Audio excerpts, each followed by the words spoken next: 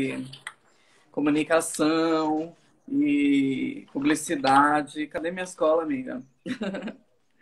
Ela é diretora criativa da Blossom, agência de direção criativa, publicidade e comunicação digital para marcas de moda, joalheria e lifestyle. Bibi, ela é jornalista de moda, já colaborou com Folha de São Paulo, as revistas de moda, Vogue, Harper's Bazaar, Iguatemi e várias outras. E atualmente, além disso tudo, ela é professora do Instituto Europeu de Design. Com vocês, ao Chum que Brilha, Bianca Zaramella. Olha, eu peguei até uma ametista aqui para dar uma acalmada, tá? Tô com uma e já peguei uma, porque aí a gente relaxa que agora deu certo. Mas é alguma coisa com o meu telefone que eu vou tentar resolver. Amigo, quero muito te agradecer. Obrigada pelo convite. Como você falou antes, para as pessoas que estão aqui todas, a gente resolveu fazer isso no pulo, no pique. Mais ou menos, mas a gente já está conversando. a gente vem se namorando, né? Algumas semanas a gente está falando, trocando ideia, acompanhando aí tudo que está acontecendo, porque a mudança está sendo muito rápida. Então, a gente que gosta de moda, gosta de comportamento, sempre conversa e troca informações de maneira informal pelo telefone. E agora aqui todos com luzes, câmeras e ação, lidando com a tecnologia. Eu quero te agradecer, amigo, pelo convite. Sou super fã do seu trabalho. Eu acho que todo o trabalho de direção criativa, styling, produção de moda, figurino que você faz, tem muito a ver com a brasilidade que eu espero ver na moda. E por isso que a gente escolheu esse tema, né? A gente estava conversando muito sobre isso.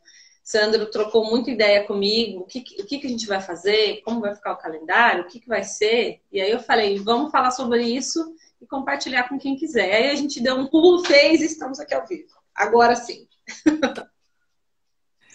Então, para quem... Vou colocar o tema aqui da live. Bibi, este tema, na verdade, é uma continuação da live que eu fiz com a Marina San Vicente, que é figurinista, que é uma personalidade na moda nacional. Ela está aqui, inclusive, assistindo a gente. E aí nós falamos sobre moda no macro, assim, na forma do consumo consciente, que a gente não deve só esperar das empresas uma consciência. Nós, como seres humanos, como consumidores, a gente também tem que ter esse olhar e essa preocupação e enfim. Então a Marina falou sobre a história dela, que nasceu vendo a mãe, porque a mãe tinha brechó, e sobre as compras em brechó e esse tipo de consumo que eu adoro e que ultimamente eu uso muito, tudo meu é de brechó. E falamos sobre figurino, sobre o quanto a nossa caixa, né, que era a televisão, gera de emprego e o quão importante era a gente dar visibilidade às pessoas que estão por trás, costureiros, modelistas e todo esse por trás da moda que assim nunca ficava muito claro, a gente não sabia, né, como é que é feito, como é produzido e tal. E, enfim, dentro dessa pesquisa que eu fiz com a Marina, depois disso, eu fiz umas enquetes no meu Instagram, que eu comecei a perguntar sobre quais marcas fizeram parte da adolescência, da juventude e da adolescência, infância e adolescência de vocês nos anos 80 e nos anos 90. E eu achei muito interessante, porque choveu de mensagens, e não só mensagens, mas histórias por trás dessas lembranças, ou seja, marcas que ficaram na memória afetiva dos brasileiros. E aí falaram de a mochila da Company. Você se lembra de... Você chegou quero ir para a escola com a mochila da Company, o tênis M2000, a Yes Brasil como referência de moda. Eu recebi um áudio de alguém que fez assim, amigo, eu deixei de pagar o aluguel para poder comprar uma calça da Zump. Mas eu esperava chegar. Eu esperava chegar, porque nessa época É engraçada a história da Zoom. Teve a movimentação que a Zoom voltou, mas no final acho que até não sei se rolou. Mas era uma época que a gente tinha um carinho, porque a moda era muito nova, né? Era uma coisa que a gente via só fora e de repente tinha no Brasil. E o jeans foi o primeiro produto objeto de desejo aqui, né? Para nossa época, a gente pegou o início da moda no Brasil, né? Essa construção todas que a gente trocou ideia também ontem, que começou com Vitor Evas Fashion, depois na Fenite primeiro, na verdade, Rod, anos 70, 80. Aí teve depois a Vitor Evas Fashion, Morumbi Fashion, e aí são...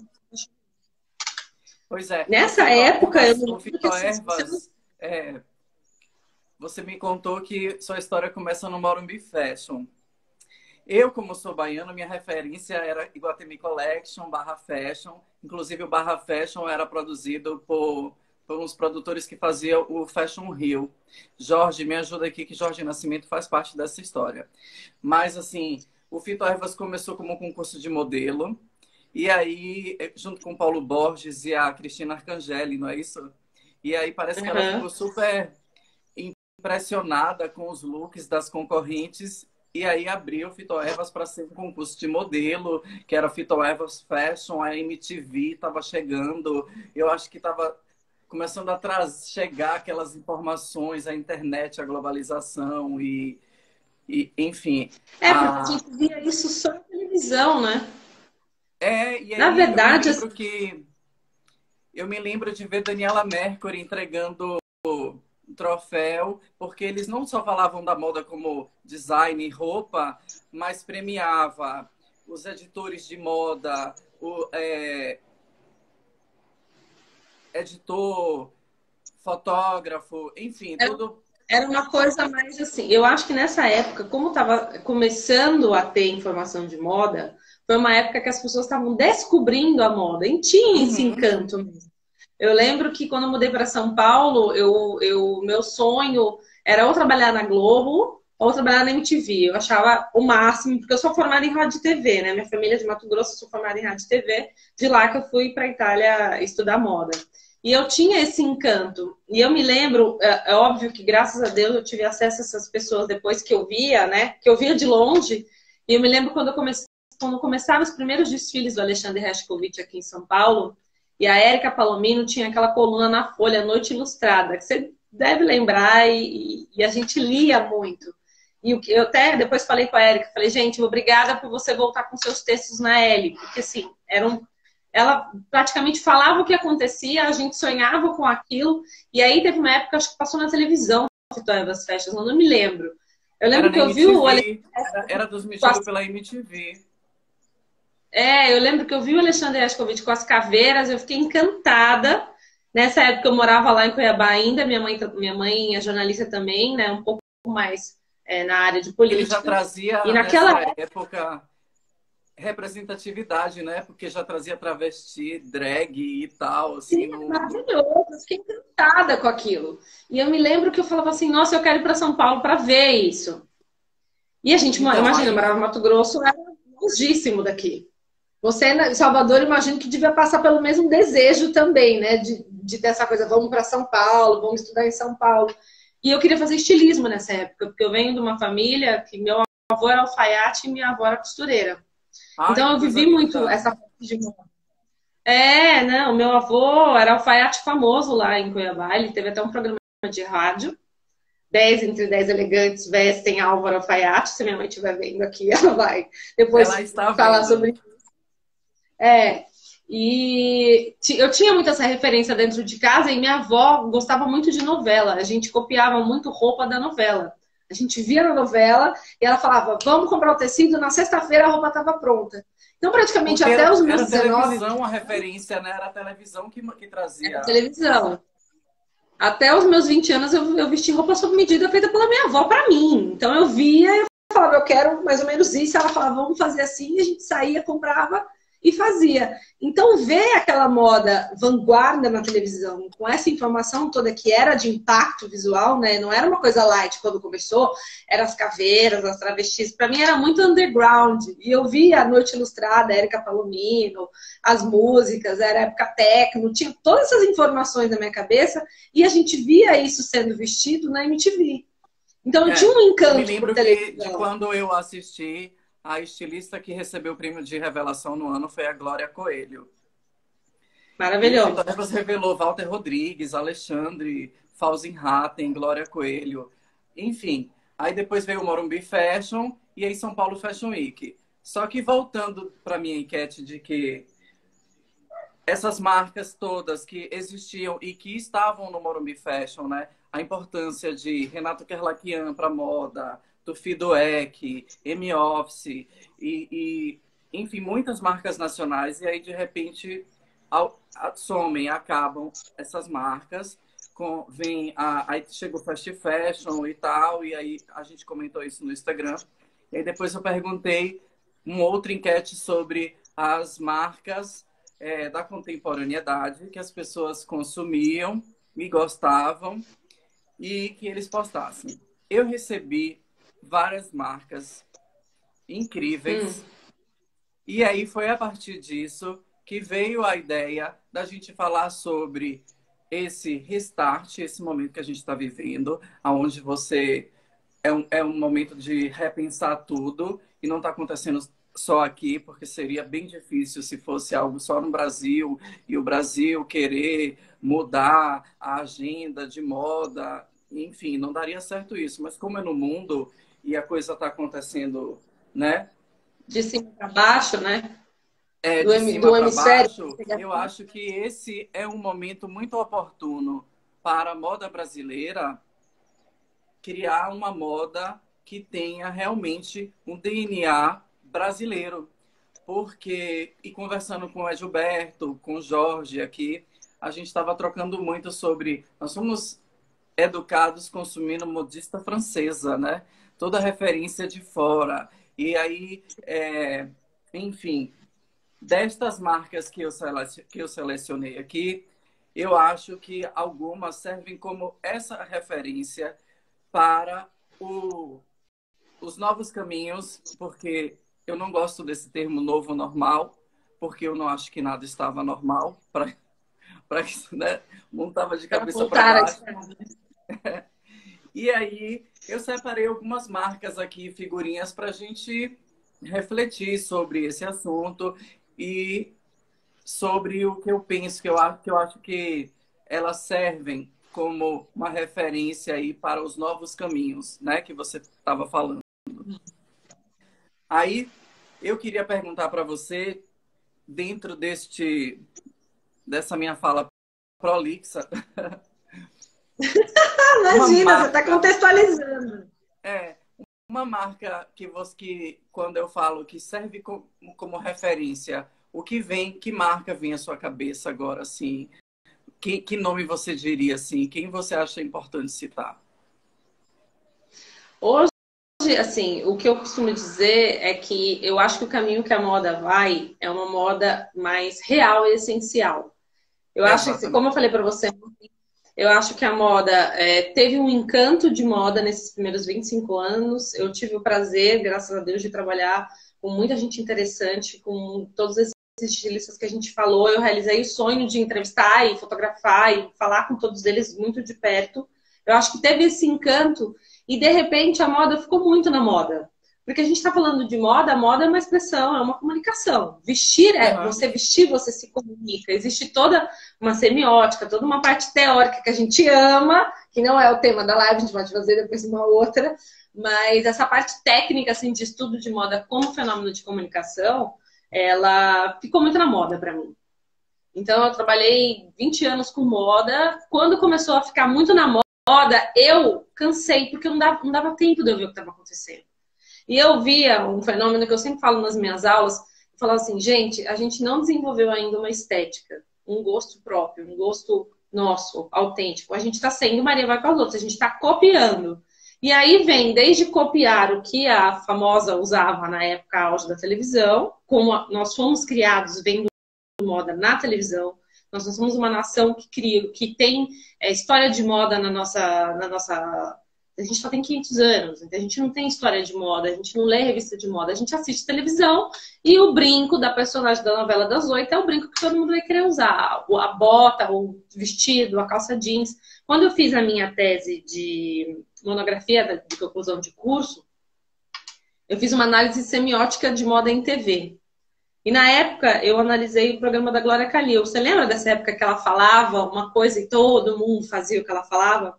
Eu fiz a análise desse caso. E o meu orientador, o Rui, que era pós-doutor aqui de semiótica aqui em São Paulo na ECA, ele tinha um trabalho gigante sobre figurino de televisão, entrevistas com a Marília Carneiro, várias coisas assim. Toda essa construção eu fui acompanhando. Quando a moda entrou no fast fashion e ficou muito na moda, eu perdi o encanto, porque eu não via essência nessa moda, eu não via informação, eu via mais do mesmo, ou cópia do que tinha na passarela lá fora. Com a internet... Modas com essência, tipo como Maria Bonita Extra. Quem hoje, o que essas marcas trouxeram lá atrás e que não conseguiram sobreviver devido a essa aceleração, esse estar na moda, seguir a Pantone, referência de não sei quem, todo mundo tem que usar tal cor. Enfim, a Marina Ambrovic, né, que você estava me falando ontem, ela estava falando sobre isso, assim, de... O nome de coisa, né? Eu falei errado várias vezes. Abramovic. Ambrovic, Ela fala isso de ou você se veste com expressão ou você insere, né, igual a todo mundo. Sim. Sim. Aí... Eu te dei o exemplo dela por causa dessas marcas que você me perguntou, voltando à pergunta. Eu gosto muito de algumas marcas que são mais simples de vestir, mais fáceis e mais básicas. Hoje em dia, o meu vestir é muito básico. Muito descomplicado, muito sempre com conforto. Então, das marcas hoje em dia que eu gosto muito do trabalho da Sônia Pinto, que veste a Marina Abramovic, que eu até te falei do trabalho dela. Gosto muito da Flávia Aranha, que tem aqui na Vila Madalena, perto onde a gente mora, que faz um processo de tingimento natural nas roupas, só com beterraba, com corantes super naturais, porque eu tenho esse desejo de não colocar muita coisa química, não colocar plástico. Eu sou aquela pessoa que tem a agonia de ver bandejinhas de presunto, de isopor sendo jogadas fora. Hoje eu tenho esse olhar muito mais por estar em busca do estilo de vida mais low profile, mais natural. A Sônia Pinto, por exemplo, cria peças que você veste de uma maneira que você fica extremamente tranquila. A roupa, ela não é uma roupa que marca o corpo. Se vocês olharem depois no Instagram dela, ela tá fazendo até alguns looks com máscara. Eu coloquei que são aqui, muito tá vendo? Dá pra enxergar? Dá pra ver. Tá muito legal o trabalho dela. Eu não vi ainda o trabalho da Flávia Aranha com relação ao Covid agora. Eu acompanho porque é muito atemporal. Mas tem muitas meninas com marcas que são só de Instagram. Por exemplo, a Casilha, que é uma marca do interior que eu falei para você, de sapatos, com sapatos feitos à mão com madeira natural. Todo esse olhar novo. E tem, principalmente, Sandra, uma coisa que é muito importante a gente falar. Preço, ok. Não é uma coisa que custa R$5.000. Você sabe que tem uma qualidade de desenvolvimento de produto que ela tem uma faixa de preço. Mas ela não custa, tipo, 8 mil. Sabe? É uma coisa assim, que se você tiver ok, você vai investir num casaco de uma marca dessa, você sabe que ele vai durar um tempo. Que ele tem não é uma peça sazonal. Antes da gente conversar, eu estava lendo sobre o novo calendário de moda que foi divulgado pela Best. E a discussão que eles estavam tendo que quando a gente estava vivendo a estação... estava liquidando a roupa da estação que a gente queria ter. Então, assim, era uma velocidade de uma roupa atrás da outra tão rápido que você não conseguia nem eu juro pra você. Você estava no inverno sendo obrigada a comprar o verão, né? Preview de verão, você vivendo em pleno inverno. Exato. E assim, é desconexo completamente. A roupa, isso começou com o Armani, a gente até falou sobre isso ontem. O Armani foi o primeiro que se manifestou lá fora e não fez o desfile na Semana de Moda de Milão. Ele não fez o desfile, simplesmente ele não fez.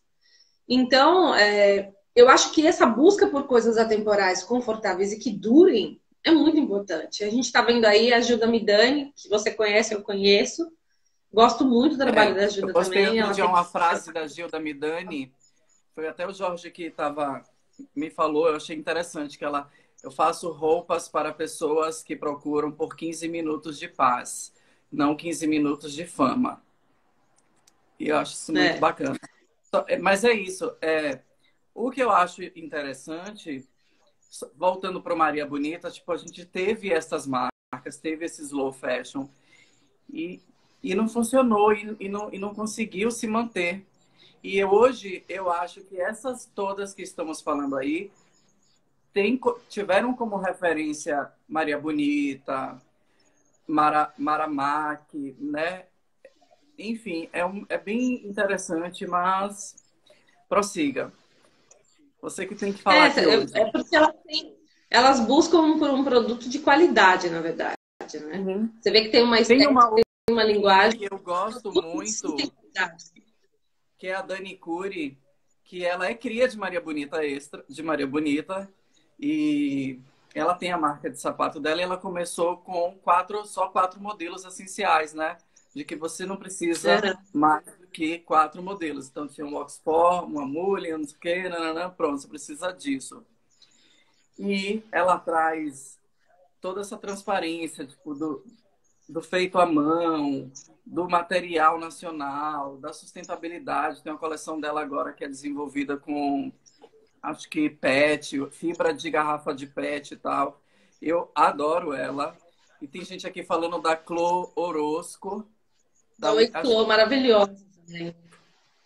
Não é?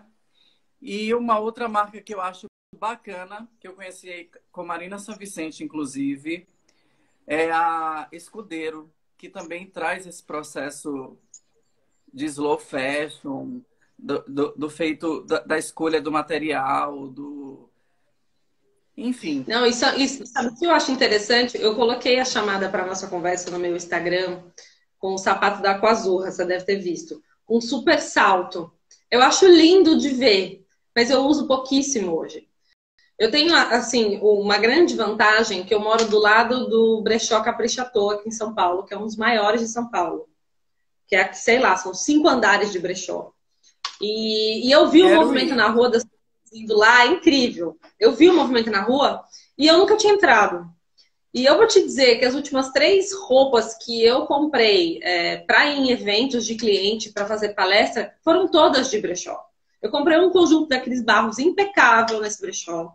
Comprei um vestido de uma outra marca inglesa impecável. Tem da Anne von Furstenberg, tem várias coisas. Uma das primeiras pessoas que eu entrevistei falando sobre o uso de brechó e essa troca que vai vir super contemporânea daqui para frente foi a Chiara Gadaleta, que tem toda a parte da Ecoera e todo esse trabalho de uso de peças vintage. E eu me lembro que eu falava assim, você imagina a praticidade que você tem com um dinheiro ok, você descer lá, porque assim, o hype do brechó é você achar coisas legais.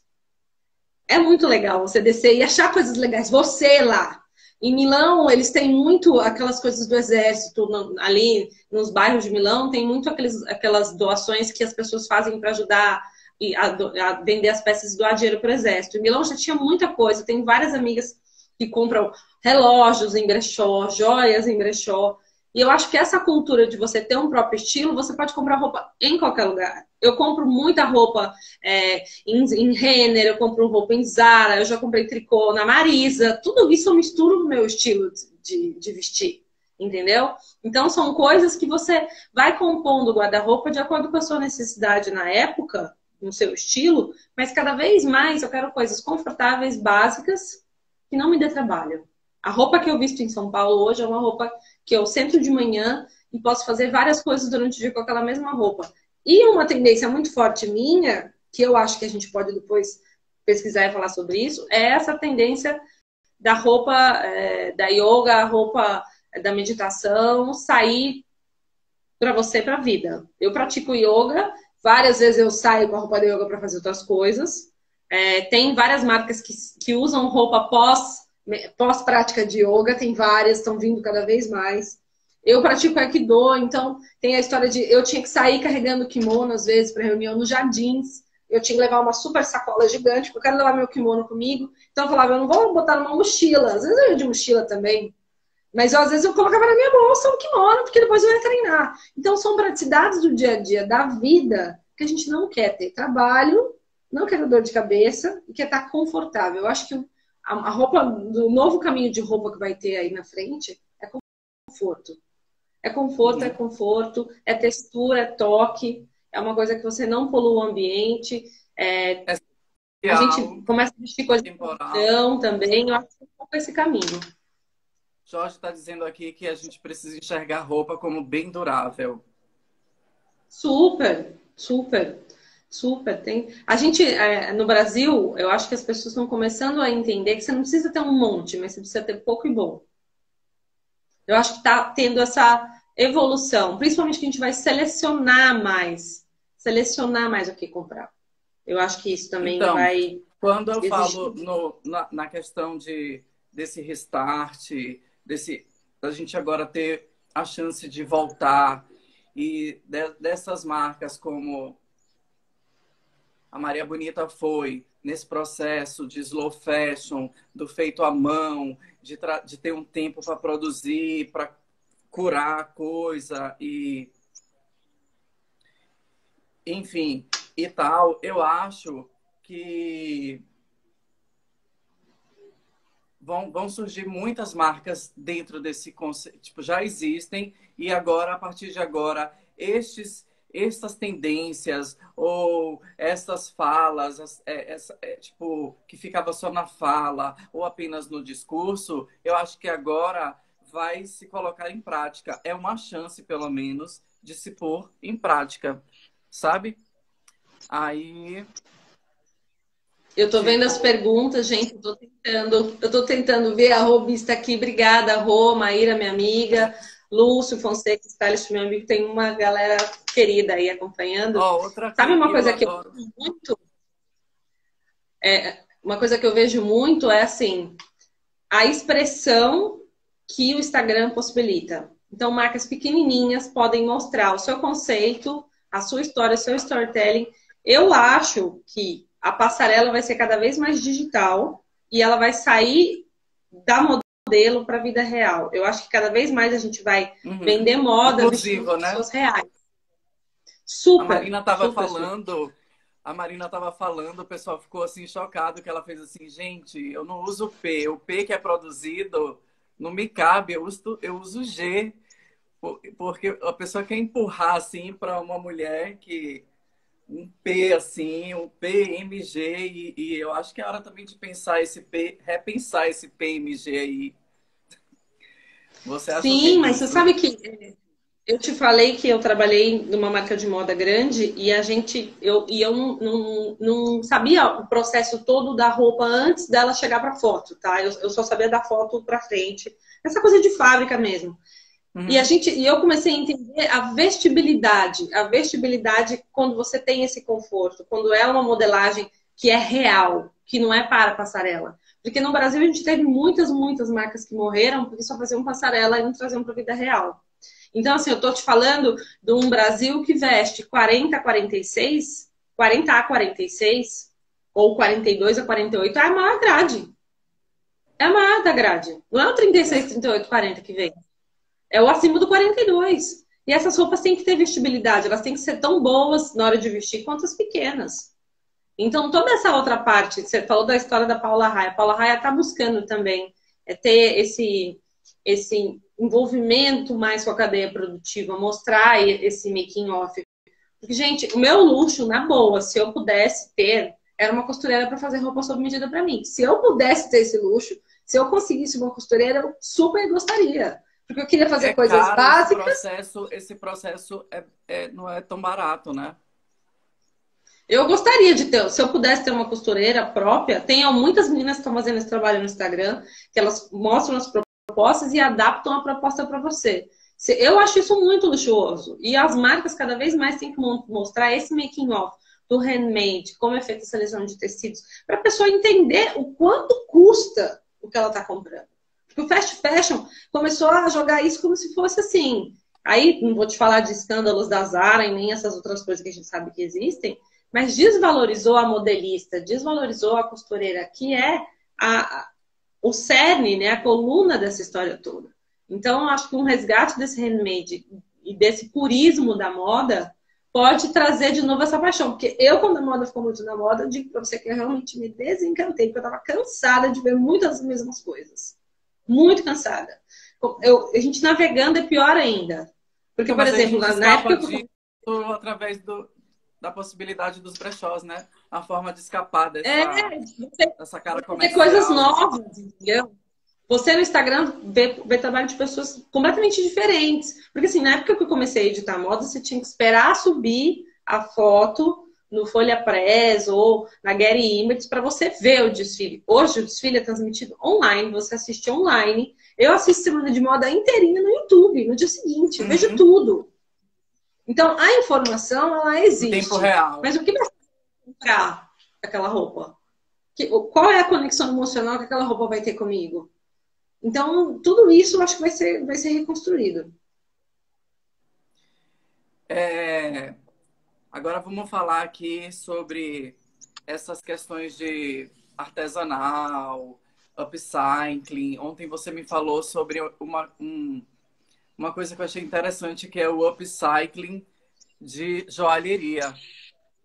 E eu, tipo assim, nossa, mas você até me mandou isso, assim, que eu acho que é uma peça sua isso, né? Essa que eu estou usando aqui. Olha. Na verdade, assim, existe dois movimentos que eu vejo muito grandes em acessórios. Tem essa coisa de ter uma coisa única, mas a origem dessa coisa única é ser positiva. Então, o upcycling de joias é você usar peças antigas suas para fazer peças novas. E tem muitos designers que trabalham com essa repaginação, com esse relayout. Isso é um lado do processo artesanal muito forte que vem lá de fora e começa a chegar no Brasil. Outra coisa que a gente vai viver muito daqui para frente é uma outra leve que eu já fiz, que até a gente trocou uma ideia ontem também, que são os acessórios da cintura para cima. Então a gente vai querer brincos grandes, colares grandes, coisas que deem impacto visual para fotos e para redes sociais. É um comportamento que já está na nossa vida para sempre.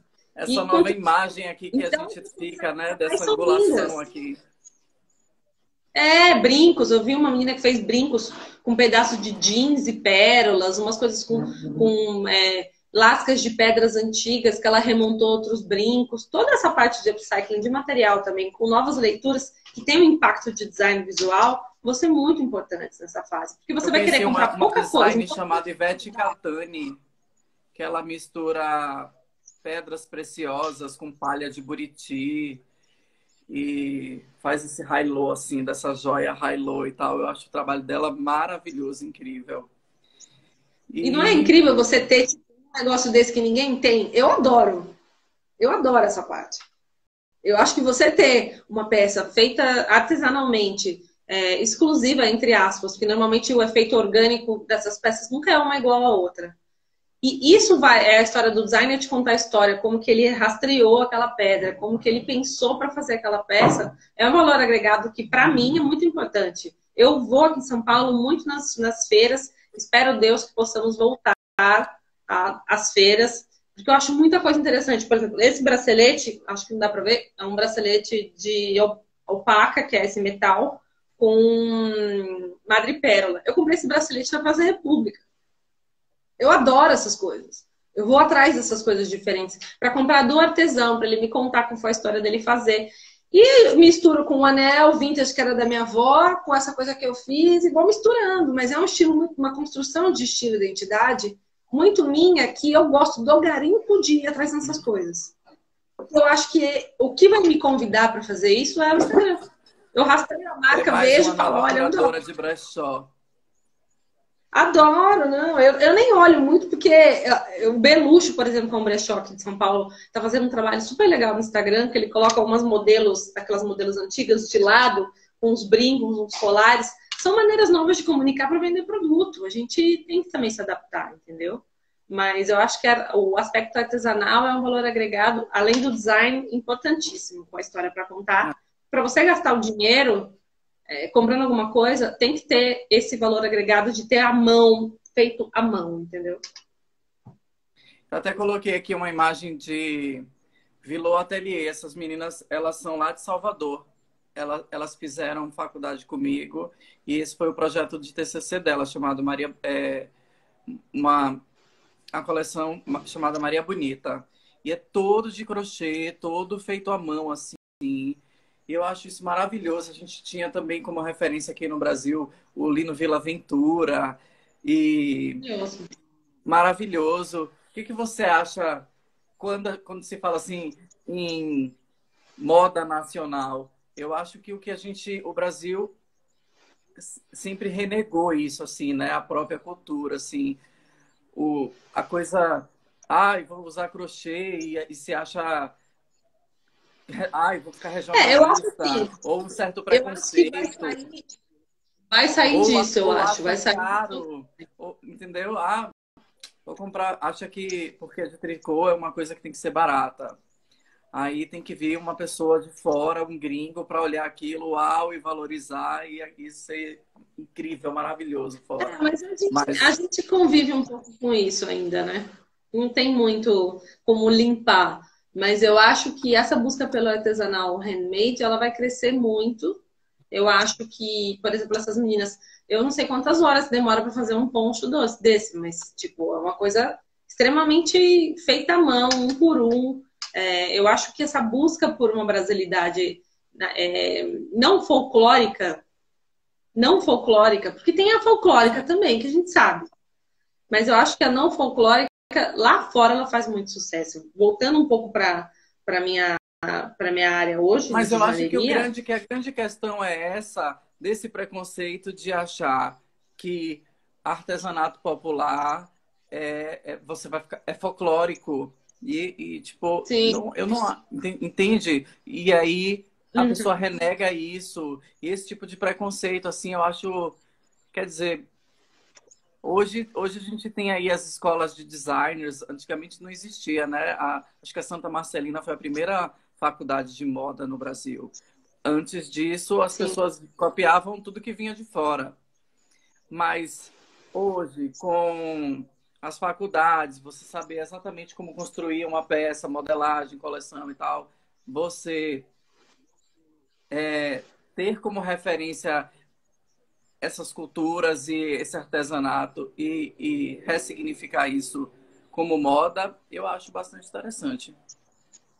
Eu acho que é o desafio das novas gerações de designers, tanto de moda como de joalheria, como de acessórios, é olhar para o Brasil, né? A gente, É quando o mora fora, Brasil vê. se olhar, né? Se olhar, por exemplo, minha família é de Mato Grosso. Quando eu fui morar fora e morando em São Paulo, hoje eu valorizo muito mais uma cachoeira do que quando eu morava lá. Então, assim, são coisas bobas, mas quando você tá lá, tem tanto, por exemplo, pedras. Pra gente aqui é uma coisa, a gente compra cristal, assim, na feira, R$ 5. Se você for nos Estados Unidos, na Europa, as pessoas veem aqueles colares que a gente compra aqui de fiozinho de pedra, elas acham aquilo Uhum. maravilhoso, porque lá não. Então, assim, ressignificar esse material com design, hoje a gente já tem milhares de pessoas incríveis que fazem. Eu acho que tem que incentivar. E principalmente, Sandro, o que eu mais sinto falta é você procurar a história do Brasil para desenvolver suas coleções. Tem muita história. Cada região do Brasil tem a sua história estética, tem a sua história cultural, tem seus ícones. Se você pegar, cada região do Brasil tem um tipo de ícone de história, de referência estética, tem um modo de vestir. Se você pegar grandes marcas, elas dão um treinamento de venda em cada estado de maneira diferente, porque o styling das pessoas em cada região é completamente diferente, o gosto é completamente diferente. Então tem muita coisa para a gente olhar para dentro que pode ser ressignificada numa construção de marca e até numa construção de styling também. O styling você sabe O melhor que eu, é Edilberto Marcelino completamente está diferente. falando que tem o trabalho de Renata Porto no ateliê Pacopio, aí em São Paulo, é incrível. E o mais legal é comprar a joia conversando com a produtora. Exatamente isso que você está É falando, né? incrível. É incrível isso. Você ter acesso, por isso a história dos mercados, quando eu comecei a frequentar aqui em São Paulo, Feira Jardim Secreto, a Feira Rosenbaum, o Mercado das Madalenas, o que eu acho mais interessante é você ir e falar com a designer. Ela te explica como é feita aquela roupa, qual foi o corte daquela roupa, como foi feita aquela joia, qual material empregado. Ela conta a história para você ali ao vivo. E esses eventos, assim, espero eu que voltem, são eventos que você descobre coisas incríveis. Você compõe seu estilo com peças que a maioria das pessoas não tem. E ali você vê muita brasilidade, por incrível que pareça. Elas olham muito mais para dentro do que as marcas comerciais. Talvez porque elas sejam menos, elas se expõem menos, né, a esse excesso de informação e olham mais porque elas sabem fazer. Eu acho que a gente não precisa buscar fora. Aqui dentro já tem tanta coisa, né? Não sei, eu vejo, eu tô muito nessa coisa de olhar para Eu dentro, sempre de acho tentar. que precisa vir alguém de fora. Eu estava vendo uma live de Natália Trócoli. Ela é sócia do estilista Vitorino Campos, que foi estilista da Animale. E que é nordeste, baiano, viu? Para levantar a bandeira aqui.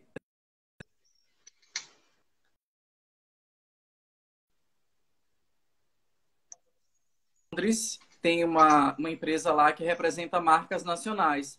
E aí ela tem uma cliente que faz bolsas das rendeiras de salbara, de palha, de artesanato, e que não vende aqui no Brasil e que é um sucesso lá fora. Uhum. Sim. Uma das joalheiras brasileiras, não é brasileira, né, que lá fora faz muito sucesso, chama Yael Sônia. Ela fez uns anéis super diferentes em prol de uma comunidade de mulheres da Amazônia. Em Nova York, ela é super conhecida e ela tem um trabalho aqui no Brasil que a maioria das pessoas ainda não entendem. O Fernando Jorge, que é um designer brasileiro de joalheria, em Londres, tipo, é super, super, assim, vanguarda. Todo mundo ama ele no Brasil, agora que as pessoas estão começando a conhecer. E ele busca elementos brasileiros no design dele. Quanto mais brasileiro o brasileiro mostra lá fora que mais ele é valorizado. Por que a gente não pode ser brasileiro aqui? Então, Se eu lhe é uma perguntar coisa aqui quais muito... são as referências culturais de São Paulo, você me fala o quê? Então, esse ano eu vou fazer, deixa eu ver, esse ano eu vou fazer 18 anos que eu moro aqui. Eu sou apaixonada por Salvador, tá? Só para pontuar. Só para pontuar a live. Eu adoro Salvador, gente. Quem não foi, vá, porque é maravilhoso. Espero voltar em Salvador em breve. Eu acho que São Paulo tem muita urbanidade. São Paulo tem muita influência italiana. Tem. Porque nós somos 5 milhões de descendentes de italianos aqui. Então, o modus operandi da cidade é muito similar ao da Itália. O modo de vestir, o modo de comprar também. Aqui em São Paulo é bem diferente. Mas em Eu São estava Paulo tem fazendo uma esse coisa assim. exercício com um amigo, tipo, de buscar, assim, uma referência cultural de São Paulo.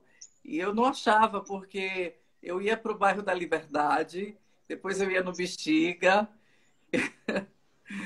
e é isso, São você me tribos de manda. cada bairro, é uma tribo. Mas sabe uma coisa que você, assim, em termos estéticos, você pode olhar? A Semana de Arte Moderna e o lado arte São Paulo tem muita coisa interessante. E o street style de São Paulo é muito interessante também. O centro de São Paulo, onde você mora, né? O centro é interessantíssimo. O Copan, toda essa outra parte. Mas São Paulo é tão grande que tem tribos por bairro Uhum. e tem muita gente que se veste idêntico ao que veste lá fora aqui. Idêntico, sem tirar nem pôr. Então, assim, a gente tem uma praticidade. Para mim, São Paulo é tênis. Para mim, resumo chama tênis. O resumo de São Paulo, para mim, é um All-Star. Eu tenho um All-Star, coitado, tá... Quanto mais surrado e zoado ele tiver, mais São Paulo é. É calça jeans, camiseta e tênis. É o que a gente usa aqui, na vida. E aí, quando você vai, a mulher de São Paulo, ela se arruma muito mais, né? Do que as outras mulheres. Eu acho que a mulher de São Paulo se planeja para sair. A mulher carioca, que é um outro estereótipo de moda made in Brasil, que para mim representa muito mais a moda made in Brasil do que a paulistana, a mulher carioca. Porque ela tem a A moda feminilidade, ela tem tem uma aquela coisa... bossa, né? Tem uma bossa, e eu acho as mulheres cariocas super elegantes, mas elas são elegantes low profile. A gente aqui em São Paulo é um pouco mais montado. A gente tem mais um cuidado. Eu me identifico muito porque eu vejo muita Mas o próprio italianidade. clima é de um e de outro, né? São Paulo já é frio, o Rio de Janeiro é quente. Mas isso que é legal de São Paulo, a gente tem 4 estações num dia só. Então todas as roupas vão sempre vender. Tem que fazer o Todas. look Vai vender cebola, bota. né? Você sempre vai ter o cebola. Então você não tem essa coisa, ai, não compra que você não vai usar. Aqui você usa tudo. Você usa calor, você usa short, você usa blusa. Então a cidade é propícia a essa mudança climática. E a gente se adapta para. Eu acho que o vestido de São Paulo ele é locomover. Eu estava assistindo uma live com o pessoal do M Fashion lá de Milão, e o menino tava falando assim: como eu estou com saudade de andar de metrô. Eu falava, eu também tenho saudade. O meu vestir, pessoa diária, ele é mais urbano e mais low profile. Mas se você quer ver São Paulo, é rua. É rua, é paulista, é centro, é tênis. É, as pessoas É aqui essa têm, coisa. as pessoas aqui fazem muita coisa a pé, né? Eu falo, gente, como, como o povo de São Paulo caminha, né? Tipo, vamos andando, vamos andando, vamos andando. E eu acho bem interessante A gente isso de sai, poder. a gente sai com a roupa e com a mochila. Eu uso, por exemplo, eu uso muito lenço, porque é uma coisa que eu posso amarrar na bolsa e depois colocar de novo. É muito urbano, é muito. É uma roupa para você se locomover com conforto. E aí o estilo você trabalha com os elementos que você gosta, né? Mas eu acho que é uma coisa muito prática. A gente não se monta aqui, a gente sai, sabe? É completamente diferente. Eu lembro quando as minhas amigas de Cuiabá, Minha às amiga vezes. Adriana da Della Store tá aqui falando que Ah, fala que é perto, mas só que não. Adriana, você as tem minhas preguiça de amigas de andar. Cuiabá falam assim: a gente vai sair, eu falo, vai, mas que horas? Eu falei, a gente vai assim. Não, mas a gente não vai trocar de roupa, a gente não. Eu falei, não, a gente vai sair de manhã e vai. Então vocês têm que pensar que vai, o dia Aí inteiro. a terceira peça tá ali né? Troca um brinco, põe um lenço e assim vai. Às vezes a gente tem um pouco essa coisa New Yorker de carregar um sapato e depois trocar. Tem isso aqui em São Paulo, é praticidade mesmo. É diferente dos outros lugares. Não dá tempo para você pensar, voltar e sair. Você tem que continuar do jeito que você tá. E aí que é a história, porque você tem que montar um look que você fique com ele bem o dia inteiro e ainda consiga tomar um drink com um amigo ou ir numa coisa à noite com uma peça que muda e você continua. É esse segredo de design que eu acho que faz diferença. Agora vamos falar sobre representatividade na moda. Que é um assunto assim bastante pertinente agora, né? Sobre dar visibilidade a novos estilistas. E o que que você acha assim desse movimento agora assim de moda com representatividade, moda com propósito? Se se você tem algum nome assim que você poderia indicar ou falar, eu trouxe aqui o Isaac Silva, que eu fico puxando a sardinha para minha terra, né? Ele é de Você Barreiras, ele terra. nem é de Salvador, ele é do interior da Bahia. E aí ele participou, ele foi lançado pelo Casa dos Criadores.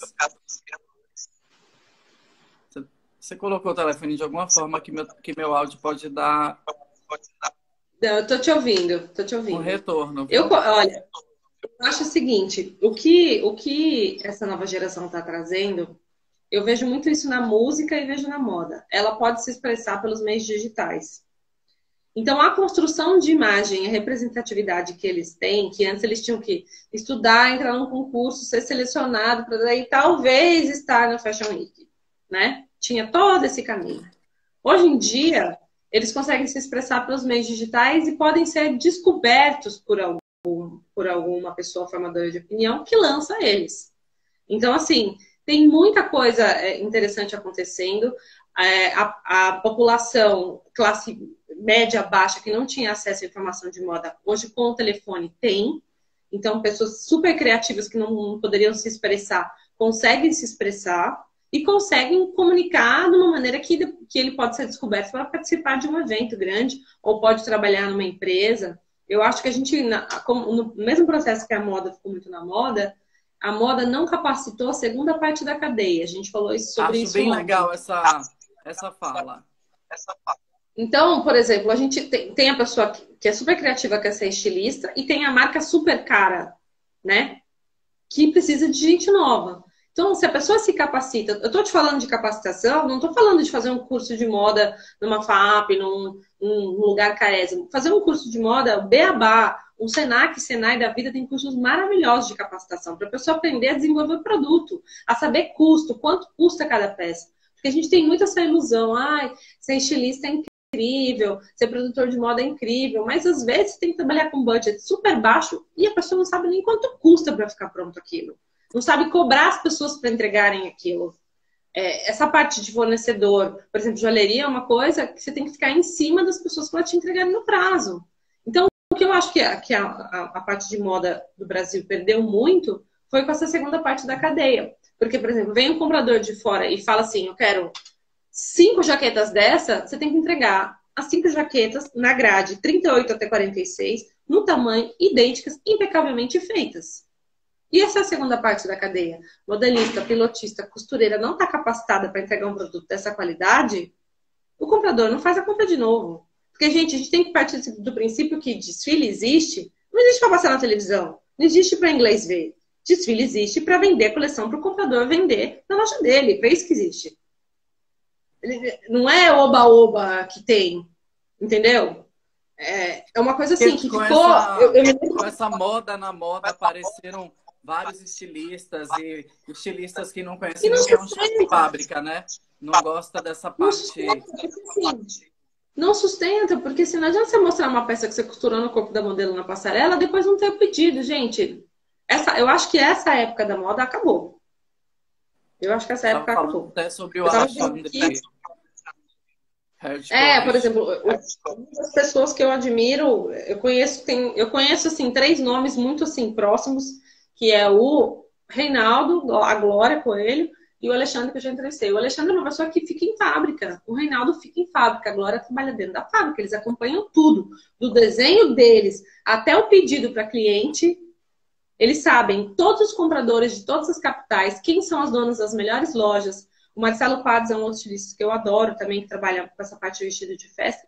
Eles sabem quem é a compradora de Cuiabá, quem é a compradora de Recife. Eles atendem isso no showroom. Então, eles vão do desenho até a entrega. E o pós-venda também. Funcionou esse vestido? Não funcionou? Vamos fazer mais 2 desses, 3 desses. O acabamento estava bom? Não estava? Acompanhou a cadeia inteira. A Glória e o Reinaldo têm pessoas dentro da empresa deles ali do lado. Eu já visitei agora, fazer entrevista umas 2, 3 vezes. A estrutura que ela tem de profissionais junto com ela é toda treinada com o olho dela. Então, assim, se você quer trabalhar com moda, quer ser estilista, ok, mas aprenda a outra parte toda. Porque você pode ser bom nessa outra parte toda, começar trabalhando com alguém para depois você ter a sua marca. Todos os grandes estilistas foram assim. A grande maioria. Até o Karl Lagerfeld trabalhou com vários... chamada Della in Store, que ela faz uns bodies incríveis e ela tá aqui falando, eu sou pequena, mas acompanho tudo. Ela é grandiosa. Você vai amar a Della in Store. Então, assim, são coisas que tem que o produto final chegar na loja, chegar pra gente com a mesma qualidade que ela vendeu na foto do Instagram. Não adianta ser lindo se a qualidade do produto não for boa. Vai demorar para a pessoa fechar uma compra hoje. A gente está numa fase crítica. Lá fora, praticamente as lojas estão fechadas. Agora que elas estão voltando a abrir. Aqui a gente está fechado. Eu estava lendo hoje a história das liquidações que vão entrar em agosto liquidando já. Mas os shoppings não sabem se vão poder liquidar. Então, assim, o que a gente vai fazer? A gente vai comprar o que está em loja para usar no inverno agora? Já vai estar na queima, não vai? O calendário mudou? Bom, atacado, varejo? Mas é isso. É o tema da live. Agora é um restart para uma moda mais consciente, um tempo para se produzir, para se criar. Eu acho que uma pessoa que deixou assim e saiu de cena foi como é o nome dele, que fez no São Paulo Fashion Week de 2004, o nome da coleção foi Ponto Invisível. As roupas de papéis. E aí ele se despediu o Junakal. O Junakal. O Junakal? Para mim, o Junakal, ele simplesmente deu um recado assim, em 2004, de tudo que está acontecendo agora. Aí, pra gente finalizar... mas eu peguei 2 livros. Eu peguei 2 livros para te mostrar. Um é esse. Moda com Propósito, do Carvalhal. Do Carvalhal, não é? É muito bom. E um outro livro que eu tô lendo, porque assim, eu quero entender como vai ser o desejo de compra. Eu tô pesquisando isso, Aham. tá? Para poder escrever no meu site, biacasaramela.com.br, tem alguns artigos que eu já comecei a fazer. Mas um dos livros que eu leio, sempre quando eu preciso entender um pouco isso, é esse. Alain de Botton, Desejo de Status. É um filósofo que escreve sobre luxo, sobre contemporaneidade muito bem. Esse livro é muito interessante, porque a gente vai entrar, eu acho que a gente vai entrar num comportamento de consumo agora igual pós-guerra. No pós-guerra teve desejo de feminilidade, teve vários desejos despertados por ter passado por uma crise, uma queda muito grande. Quando voltou tudo com uma outra forma, né? Eu acho que a gente vai ter um pouco esse desejo por coisas que causem mais sensações do que status. Uhum. Porque você vai mostrar o status. Gente, você vai mostrar o status para quem agora? Se você vai ficar dentro de casa. Os restaurantes, eu não sei como eles vão lidar. Eu tô tentando entender ainda. Tem várias coisas que eu tô tentando entender, mas vai mudar muita coisa. Você não vai poder. Porque Gente, a indústria de isso do casamento, por restaurante, exemplo. eu não entendo. Você está falando nessa volta agora ao tal novo normal? Como vai. Sim, tudo vai mudar. Como que não, assim, se você não pode mais em aglomeração, vamos partir do princípio dessa época. Se você não pode mais estar em aglomeração humana, você vai mostrar o seu look para quem? Você vai gastar uma fortuna num casamento, fazer um vestido carésimo, aqueles casamentos de 1.000 pessoas, não dá para ter mais 1.000 pessoas. Tudo isso vai mudar. Tudo. Então, eu vou querer vestir uma coisa confortável, a gente vai evitar sair de casa o máximo possível. Como que vai voltar isso? Aí eu falo tudo isso que eu tô falando para você. Aí eu começo a ler coisas da China, falando que os chineses estão comprando mais que tudo, que estão vendendo pela internet tudo, que eles estão comprando. Porque eles buscam na compra a satisfação emocional. Os chineses É buscam verdade. na compra a satisfação emocional. A gente aqui não, mas como será que a gente compra? A gente não tem poder de compra, você já parou para pensar? A gente não tem poder de compra no Brasil. Isso é um tema para uma próxima live. A gente não tem. Você tem? A gente não tem. A gente Só não de vai comprar brechó. roupa na Meus velocidade. brechó do Aroche. É. Então, assim, a gente aqui, brasileiro, não tem essa história que se vira nos 30, tarará, tarará. A gente vai criar um estilo próprio de se vira nos 30, de se vestir também. Porque a gente não tem essa Uhum. grana para gastar. E a gente vai cada vez selecionar mais o que vai gastar o pouco que a gente tem. E aí, o que eu vou querer buscar? Uma coisa que me dê conforto, que eu possa usar muito, porque eu já não vou ter essa grana para gastar tanto. Então, eu quero uma coisa que eu compre, mas que pelo menos dure. Eu tô falando, botando um pouco da minha opinião, gente. Aí, vocês todos pensem com seus negócios o que vocês acham, mas são coisas que cada vez mais estão falando comigo. Eu quero coisas que me deem sensação de conforto, de estar bem, de me sentir bem comigo mesma e de expressar quem eu sou. Eu não quero Aham. fantasias, eu não quero criar uma persona, eu não quero nada disso. Eu. Ó, Tem aqui que gente eu que tô adora falando, se eu apaixonar. concordo 100%. Ainda teremos muitas adaptações. Acredito em produtos mais duradouros. Bibi, eu tenho Sim. 1 minuto só para você se despedir e eu não lhe gastar mais, ou da gente recomeçar uma nova live. Mas, assim, sobre esse restart, sobre essa nova possibilidade que desse novo normal, você quer falar mais alguma coisa? E antes de você falar, eu já quero lhe agradecer e lhe desejar assim, tudo de bom, porque no meio da fala a gente pode, o Instagram ele corta a live quando completar 1 hora. Mas a gente Eu pode acho que voltar a gente, cada um tem para finalizar eu acho que cada bonitinho. um tem que se vestir. Eu acho que cada um tem que se vestir de acordo com o que faz bem para ele mesmo, mostrando